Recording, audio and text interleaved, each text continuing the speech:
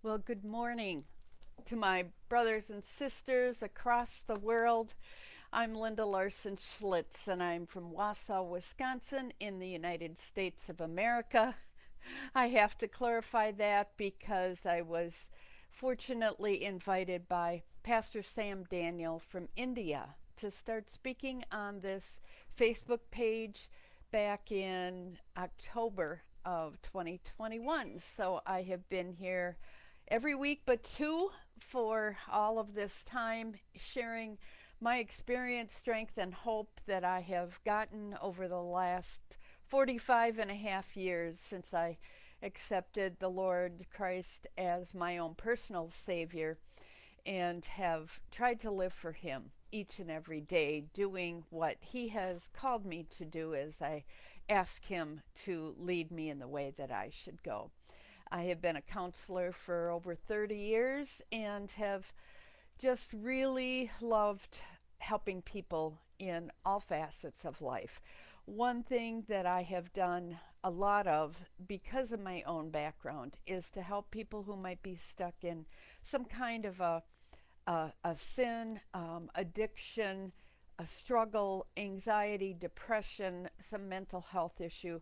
That's my expertise. So, what I want to do today, and I've been doing now the last several weeks, is to talk to you about the 12 steps of recovery. And I am talking about the Christian based version. So I'm going to share a bunch of scriptures with you today about how to work this program. And really, it's about discipleship. That's what this is. This is just a structure for discipleship to help give us some easy foundation. For me, it's an easy way of going through things. When I first came to know the Lord, I learned about the Roman road, where you talk about how to come to know Christ, how to accept Him as your personal Savior. This goes deeper into how to live the Christian life and what we need to do day by day to continue to live for Him. So let's open with a word of prayer this morning. Father, I just thank you that people are listening, and no matter how they hear this, when they hear this, they will be moved, they will be touched, they will be motivated and inspired to change, to look to you, and to do what you have called them to do. It's really about living for you and hearing what your purpose is for us, and then receiving your power to do that. So thank you, Lord, for this opportunity and for those that have come to hear. In Jesus' name. Amen. So here's what we're going to do today is we're going to talk about these steps. um, the 12 steps are very simple, and you can get the first three on my page, which I will put on here. I'll put the link on here when we're done, that you can go to my YouTube channel and hear these specific 12 steps, which I'm on step 4 today, or you can go to my web page and hear all of the videos that I've done in the last over a year now. And those 50 some, I don't have them all uploaded yet, but I've got, I think, 50 on there that you'll be able to go back to the beginning, hear my story the first week, and then all of the things that have gone on in this last year, starting with COVID and the challenges of political stuff, which I don't get into a lot of politics, but the key is, are we living a loving, Christ centered life that reaches out to people who are different than we are? Do we love all mankind? Do we love our enemies and encourage those who are downtrodden? That's the key. So, in light of that, I want to share right off the bat Pastor Daniel, who has started this uh, channel here on Facebook, has also started a Bible school ministry in India. He's got over 20 pastors now that are being trained, being discipled to become pastors to the inner city slums. So I want to ask for your prayer for his ministry. And also, you can reach out to him on Rafa Blessing Ministries, because I'm putting this on a couple different pages. But Rafa Blessing Ministries is his page where you can reach out to him and and donate to his cause for helping these pastors. And they need food, they need different supplies. So please do that and support him and what he has done to give those of us in the United States the opportunity to disciple and minister to pastors and people throughout the world. So thank you again, brother, for what you've done here. So step 1, 2, and 3 are about, first off, deciding that we can't do this alone, that we have issues, that we are sinners and we fall short of God's glory, and that we are stuck in this challenge. So, step 1 is admitted we were powerless over our dependencies, issues, problems, sins, and that our lives have become unmanageable. When we first come to be convicted that we've got a problem that we can't solve, that's what it's all about. It's realizing that we're powerless. We can't fix it. We can't get to heaven on our own. We can't live the godly life without help. Step 2 is then coming to believe that there is a power greater than ourselves that can restore us to sanity. Now, a lot of people, and I've said this the last 3 weeks, they don't go to Christianity right off the bat. They don't receive Bible thumping, as some people call it, because a lot of people have such negative experiences with people who call themselves Christians but are very negative and very hateful and very hurtful and don't live in love. They just simply don't live the way that God has asked us to live. And granted, some people are new in the Lord and it takes a while to get to this point, but there are other people who have been calling themselves Christians for years, and yet their lives seem to be focused on negativity, hatefulness, cutting people down, exposing people for what they've done.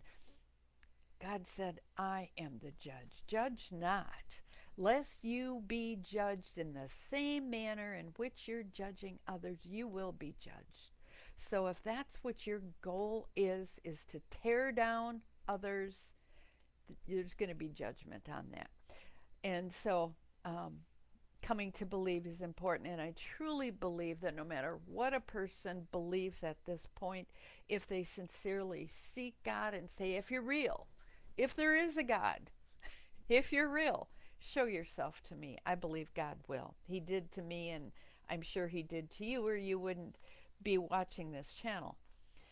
Um, the third step is made a decision. So this is where we're getting to the nuts and bolts, and that's what I talked about last week, is making the decision. So now it is about accepting God's love for us, accepting Christ as our Savior, and to turn our will and our lives over to the care of God. What does that mean, turning our will over to God? That's different than our lives. Our will is, I'm not going to do this on my own. I'm not going to be selfish. I'm not going to hang on to what I want to hang on to. And I'm going to turn my life over. So first we've got to decide. And I remember there were some things in my life I did not want to turn over. And one of them at that time was a relationship that I know did not support my Christian faith. And I had to be willing. And I said, God, make me willing to be willing, because I wasn't even willing to consider turning that relationship over, because I wanted to be with him, and this was, over 40 years ago.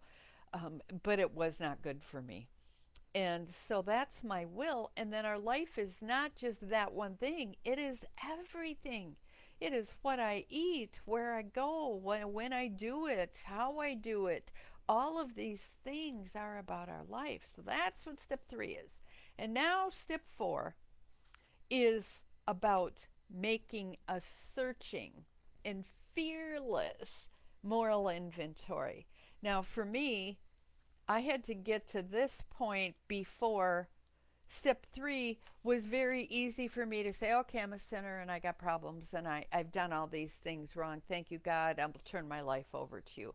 I'll turn over all those things that I've done that were really obvious, getting drunk and carousing around and doing all of those things. But getting to really looking at things that we can't even fathom like this, in my case, the relationship. For years it's been giving up sweets or eating healthy or exercising. I did not want to turn those things over to God because I knew that if I turn them over and God tells me to do something, then I'm accountable to do it. Like it says in James, if you know what's right to do and you fail to do it, then you're sinning. So I think what happens for a lot of us is we accept Christ for what we've done in the past, but we don't want to look inside to change the future because we got to make hard decisions that we're not willing to give up. This happens for all of us. So, but this is why when I wrote this book, Speak to Me God, I'm Listening, 365 daily meditations for those who want to hear God answer life's toughest questions. Like, God, do I really have to give that up? Seriously?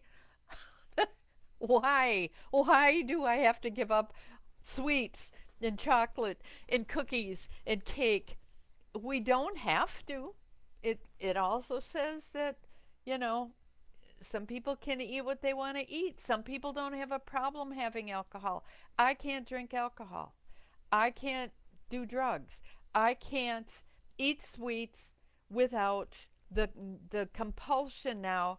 Well, I just cheated this one time. I'll just have one more. I'll just have one more. Sweets for me is just like alcohol was. It's a trigger to get me to rationalize and justify doing it again and again.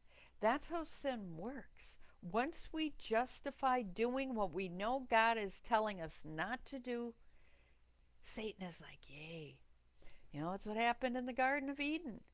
You know, uh, Eve was just like, oh, I'll just have one.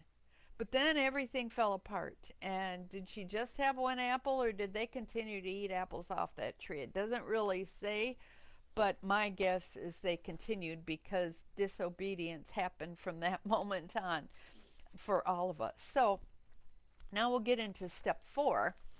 Um, and I'll read some verses for you. Made a searching and fearless moral inventory of ourselves. A moral inventory. What is that? That is when God has written in His Word, and what is written on our hearts. We don't have to even believe in the Bible or believe in God to know. I shouldn't be doing that. Oh, this is not a good idea. Oops. Whether it's stealing or whether it's, having an affair with someone or getting drunk and driving. These are no-brainers. These are things that are obvious are going to be hurtful to others. So we have to look at that. That's what a moral inventory. When it says searching and fearless, that is being willing to look and say, God, reveal to me what is going on inside of me and to not be afraid of what you might find. It's like going into that closet, which I started doing last night. I'm like, oh my gosh, what am I doing with that? I've had this for 30 years. It's been sitting there. Or you go in there and you find a mouse, or I had someone that I was with at one point, and I lived in a trailer home, and my water pipe broke, and it was, I know, had to be turned off underneath the trailer home, which meant you had to crawl underneath there. And as this water, it is completely filling my home. I mean, I had an inch of water in the bathroom before he even went out to do this. And a couple minutes later, he comes back in. I can't do it. There's spiders under there. I'm like, seriously? You can't do this?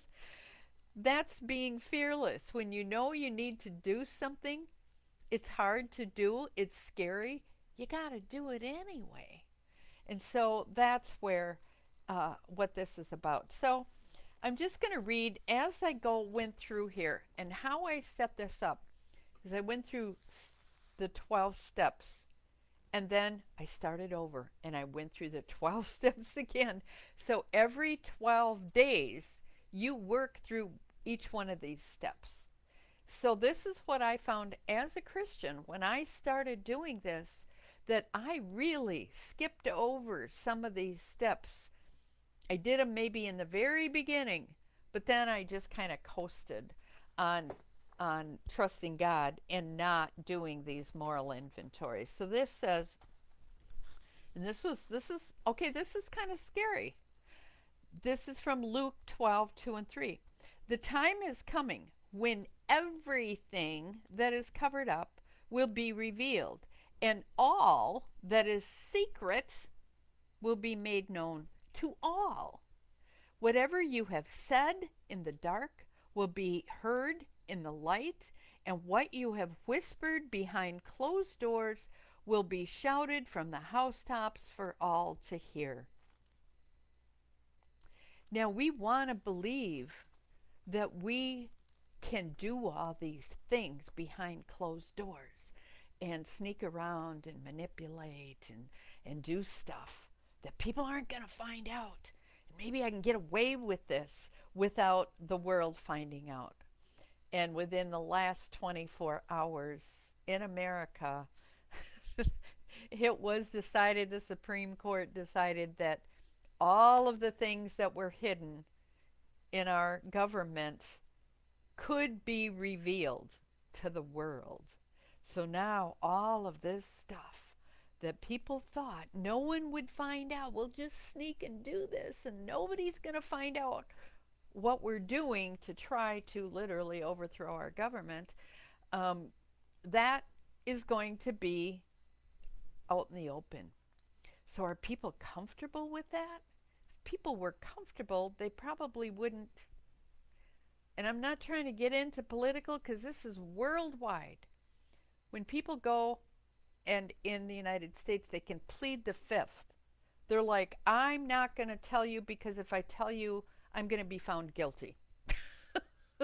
That's what pleading, or I may be found guilty. So that's what pleading the Fifth Amendment is in the United States. Why they came up with that, I don't really know, because to me, that does not get down to the root of the problem as to whether or not someone is telling the truth. In other words, they refuse to tell the truth. Why would somebody refuse to tell the truth if they've not done anything wrong? I've never really understood that, except the people that I know who have pled the fifth, that I personally know were guilty. And they would admit that they're guilty when they're not in a courtroom, but they would not admit it when they got in the courtroom because then there's a consequence to pay. So if we really think we're going to get away with the stuff that we're doing that we know is not what God wants us to do, things like having affairs or lying or cheating or backstabbing or talking negative about things, or pornography, or sexual assault. If we really think we're going to get away with this stuff, cheating the government, it's all, what does it say? Everything is going to be made known to all.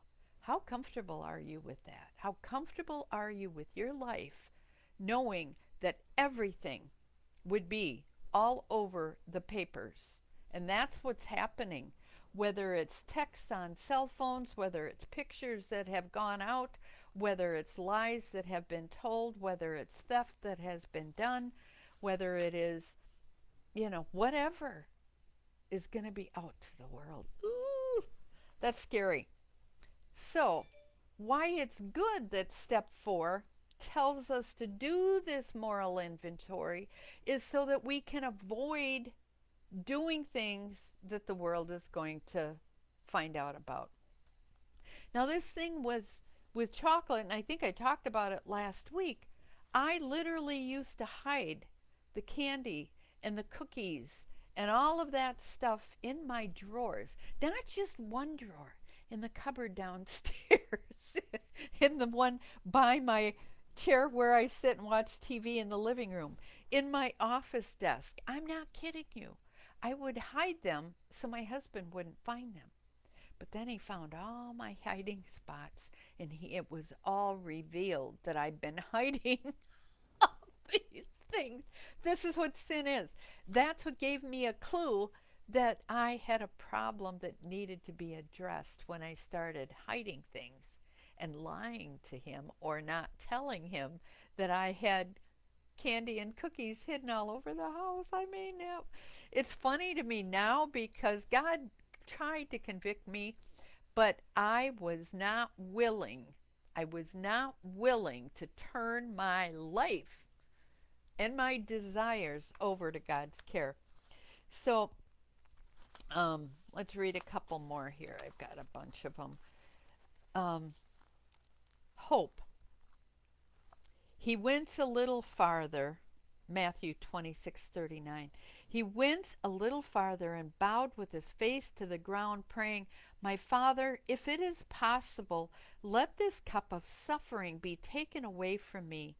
Yet I want your will to be done, not mine." Guess who said that? Jesus. When he was about to be crucified, when they were coming for him, he knew they were coming for him. He knew that they were going to lock him up and hang him on a cross to die. He knew that. And yet, he didn't want to go through that. He knew it was going to happen. We know there's going to be a consequence, or at least now you know. Okay, so if you didn't know before, now you know that there's going to be a consequence. What you're doing is going to be revealed. Does that make a difference in the choices that you make? So for those of you in recovery who are trying to quit drinking and drugging, you think you can get away with having those couple of beers or that drink or sneaking off to that bar or doing that line of coke or whatever it might be? It'll all be revealed someday. And how are people going to feel when they find out? You know, I mean, this is, I may be being dramatic here, but this, to me, it keeps me from doing some things that I would otherwise have done. He went farther, bowed down. He bowed down. He got humble. He said, "Lord, I'm a sinner." So that's the other thing, is we've got to humble ourselves. We've got to be willing to let go of that pride and let go of what we think is right, because that's where a lot of people get into trouble. They think they're right. If you have to hide what you're doing and sneak around, there's a good chance that you might not be right, because if you were doing God's will, you would step out with pride, with confidence, without any hesitation. If you've got to do what you think is God's will behind closed doors, that's a red flag to me. Seriously, it's a red flag to me. So that's when I see things, or myself, when I think I'm doing God's will and I've got to hide it, then it's probably not. Just saying. That's my opinion. Okay, so the next one.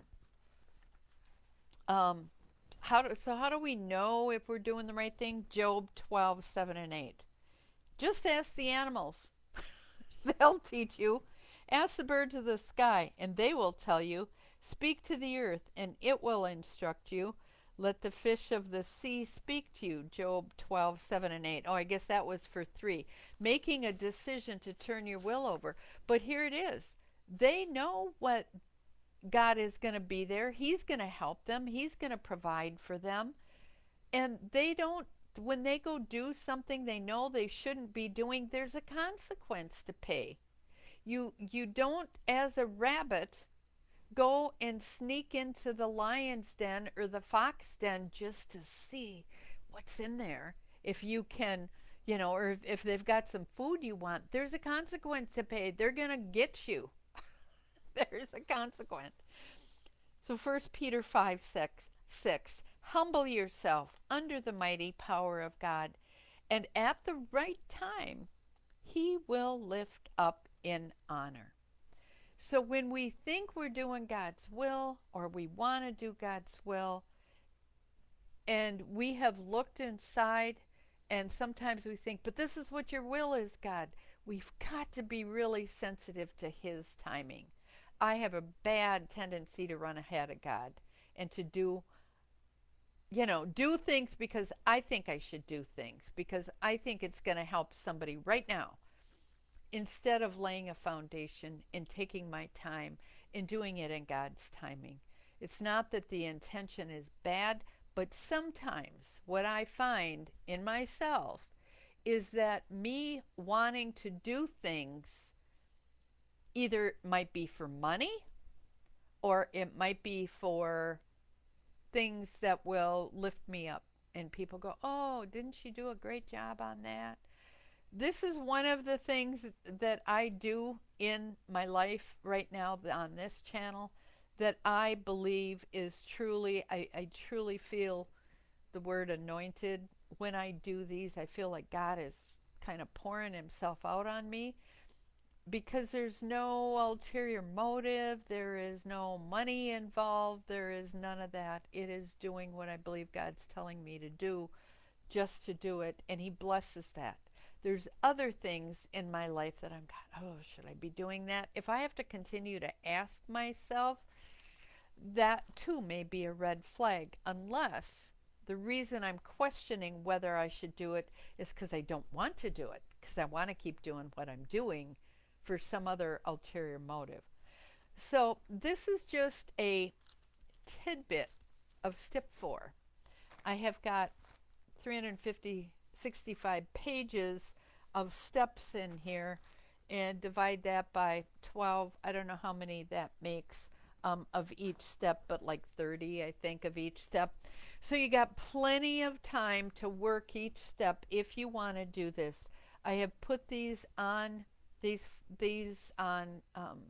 YouTube channel, and again, I'll put that link on here so that you can go back and start at the beginning and listen to what I'm saying about each one of these. I also do have a course that I do that would really help you to get deep into this and have support. I've also got a Facebook private page you can join. Speak to me, God, I'm listening. And we support each other every day, twice a day, looking at what are we grateful for, what are we good at, and what are our goals for the day. And then if we're working on a step, for example, I can put that down. I'm working to try to not be so prideful, or to really hear what God's telling me to do and then do it. And then at the end of the day, we go back and, did I do it or not? If I didn't do it, why didn't I do it? And what support and people, will you pray for me? I'm struggling with this. That's what that's about. Like I said, you can go to my LindaLarsonSchlitz.com page, and under speaking, you can find Linda's life lessons.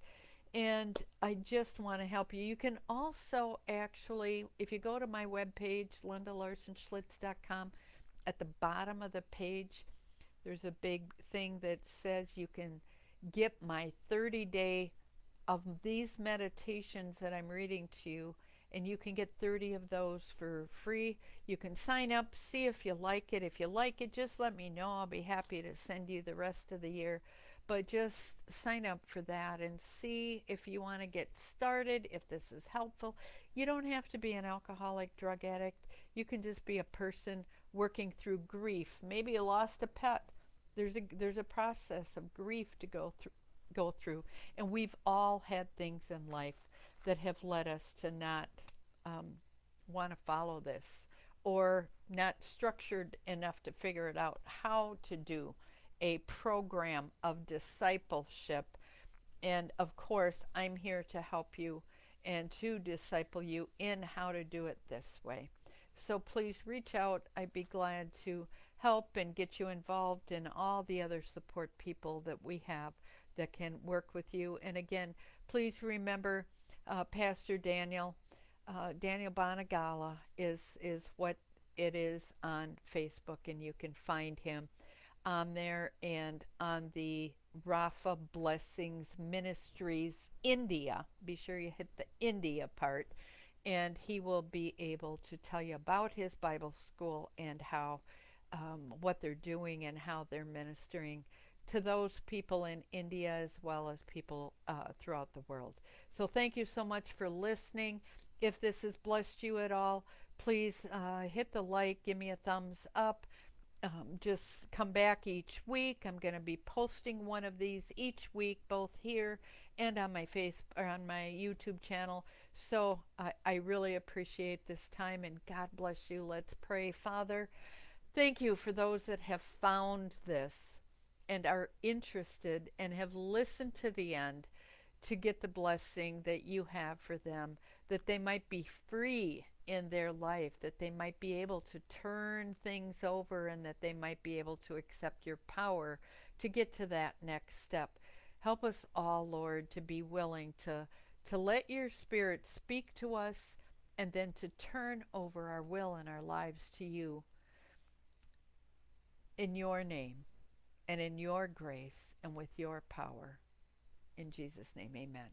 God bless you all. Have a great day, night, wherever you are, whatever time it is. Love you all. God bless.